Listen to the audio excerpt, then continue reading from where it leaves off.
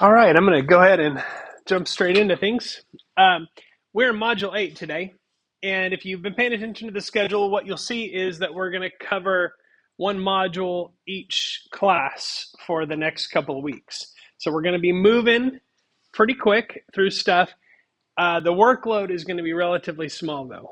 The rock paper scissors program I know is a lot of code for you, especially if you're not used to writing that kind of that much code.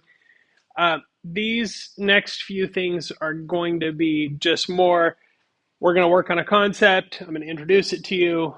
You're going to work on something that's not a ton of coding, but just maybe a little bit more of a difficult puzzle to solve, I guess is a good way to say it. So that's kind of what the next few weeks looks like. Some of the modules that we'll cover won't have an assignment. Some of them won't have a sandbox. So there's the workload's not going to be huge, but the topics are separate topics, so they each have their own module. So I don't want to intimidate you by saying that we're going to be moving at double speed through modules, because the workload's not going to be that huge. So hopefully that won't be super intimidating to all of you. So today I want to introduce a very specific topic, and it's a topic that is very important in programming in general.